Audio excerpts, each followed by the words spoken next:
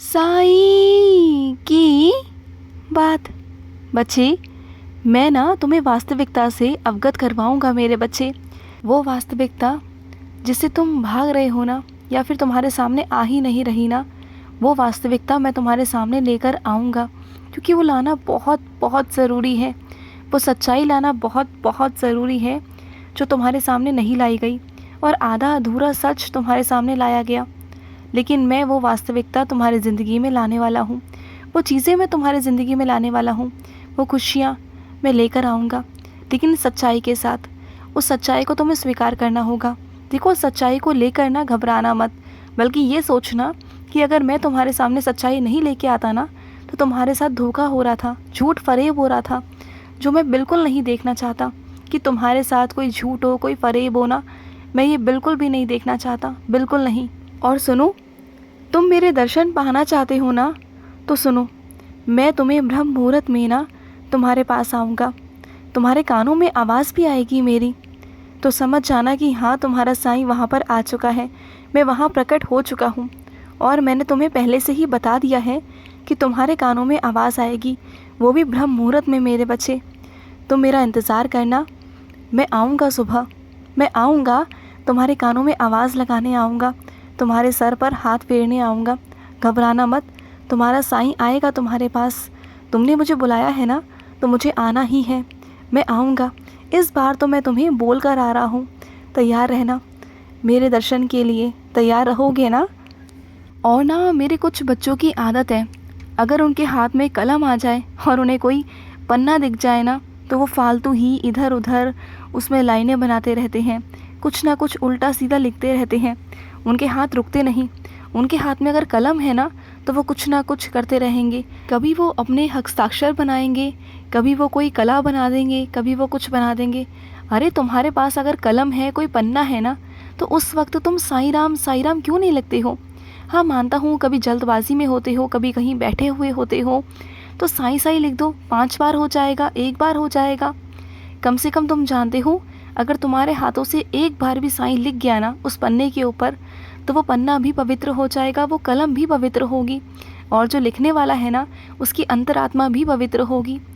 और जो लिखने वाला है ना, उसके भाग्य में उदय हो जाएगा, उसके भाग्य में प्रकाश हो जाएगा।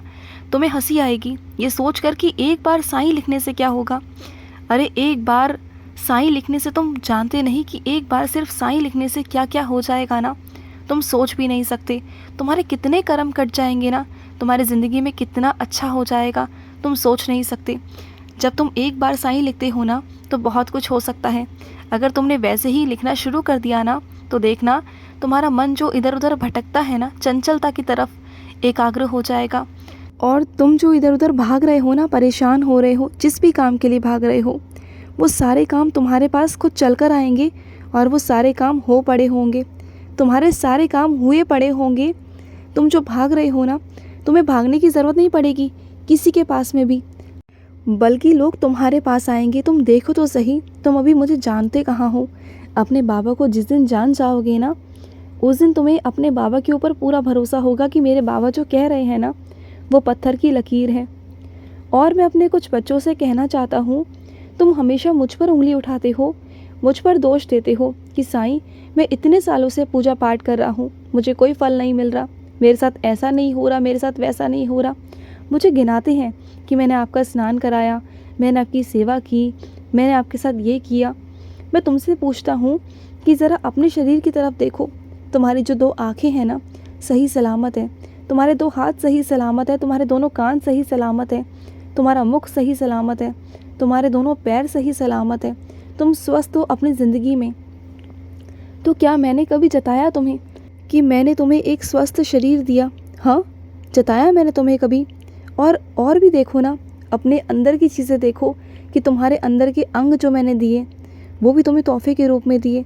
तुम्हें छत दी, तुम्हें परिवार दिया, तुम्हें कमाने का ज़रिया दिया, और फिर भी तुम मुझ पर दोष लगाते हो। मैं तुम्हें जता नहीं रहा, मैं तुम्हें बिल्कुल भी नहीं जता रहा। बस ये बता रहा हूँ कि उन लोगों के पास जाके देखो जिनके अंग अधूरे हैं, जो चल नहीं पाते, हाथ से काम नहीं कर पाते, देख नहीं पाते दुनिया को, जो सुन नहीं पाते। तुम तो मुझे सब कुछ कर सकते हो ना, देख सकते हो, छू सकते हो, मुझे खाना खिला सकते हो, सब कुछ कर सकते हो, लेकिन उसके बावजूद भी तुम्हारे मन में इतनी सारी शंकाएं, इतनी सारी शिकायतें कि बाबा ऐसे क्यों, वैसे क्यों।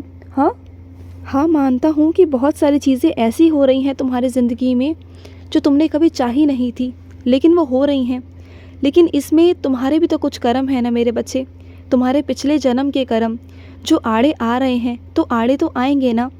जो कर्म होते हैं ना, वो कभी भी इंसान का पीछा नहीं छोड़ते, वो साथ साथ चलते हैं। तभी तो कहता हूँ कि अच्छे कर्म करो। जो तुम्हारे पिछले कर्म हैं वो इस जन्म में कट रहे हैं, धीरे धीरे कर कर। मेरा कष्ट निवारण मंत्र पढ़ो, मेरी स्तवन मंजरी पढ़ो, तुम्हारे सारे कष्ट धीरे धीरे मिट जाएंगे। लेकिन आने वाला कल तो तुम अपना अच्छा कर सकते हो ना, अपने कर्मों के अनुसार। तो अपने कर्मों को अच्छा करो, अपनी ज़िंदगी में ना कुछ चीज़ें उसमें जोड़ो, जैसे कि अन्नदान करो, मेरा पाठ पूजा करो, मंदिर आओ मेरे, हफ्ते में चाहे एक बार सही मेरे मंदिर आओ, मेरे पास बैठो। फिर देखो ना नकारात्मक चीज़ें, नकारात्मक ऊर्जाएं और तुम्हारे कर्म कैसे तुम्हारा पीछे छोड़ के भागते हैं। जब तुम उस भक्ति में आ जाओगे ना, अपने परमात्मा में लीन हो जाओगे ना, तो तुम्हारे कर्म ना बहुत जल्दी मिट जाएंगे। यही रास्ता है। तो तुम भागो मत, परेशान मत हो कि ऐसा क्यों और वैसा क्यों। दोष देने से अच्छा है कि समस्या का समाधान ढूंढो।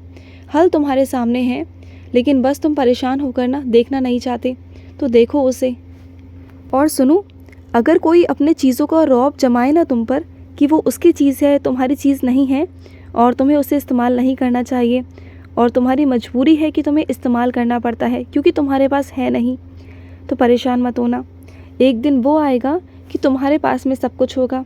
तुम देख लेना, तुम्हें कभी किसी के आगे हाथ नहीं फैलाने पड़ेंगे, सब कुछ होगा तुम्हारे पास। आज जो लोग रौब झाड़ रहे हैं ना, कल को वही लोग देखेंगे कि तुम्हारे पास में वो सब है जो उनके पास में कभी हो ही नहीं सकता। वो कभी सपने में ना वो सामान लेने के बारे में सोच भी नहीं सकते।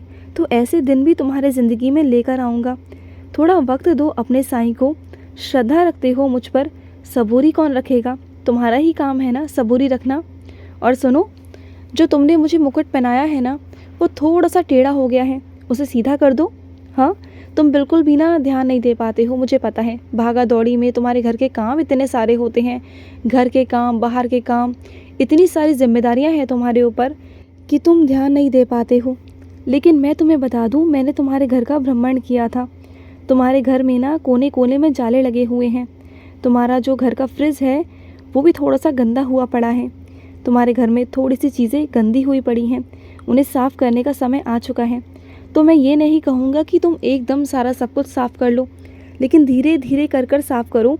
और सबसे पहले अपने घर के जाले उतारो, क्योंकि तुम्हें नहीं पता कि ये बहुत नेश्ती होते हैं। घर में जाले नहीं होने चाहिए, घर में साफ़ सफाई होनी चाहिए मेरे बच्चे। तुम जानते हो ना, जिस घर में मैं रहता हूँ ना, उस घर में गंदगी नहीं होनी चाहिए।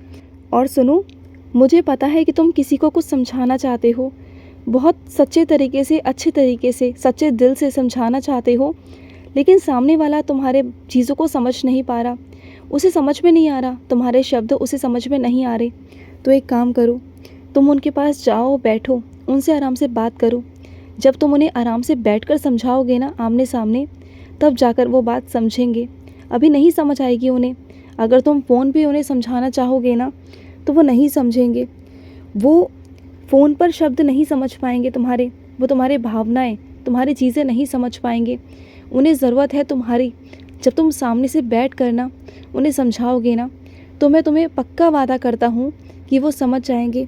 आज तुम परेशान हो ना कि वो समझ नहीं पा रहे और रिश्ते वहाँ ख़राब हो रहे हैं, तो रिश्ते तुम्हारे ख़राब नहीं होने दूँगा। तुम्हारे मन में डर है ना कि कहीं वो रिश्ता ख़राब ना हो जाए, तो नहीं होगा, बिल्कुल नहीं होगा। ऐसे ही थोड़ी ना मैंने तुम्हारी ज़िंदगी में वो रिश्ता भेजा है। अगर वो रिश्ता है तो वो जन्मों जन्मों का है, सालों सालों का है। वो ऐसे ही नहीं जाएगा तुम्हारी ज़िंदगी से, कोई नहीं जाएगा, कहीं नहीं जाएगा।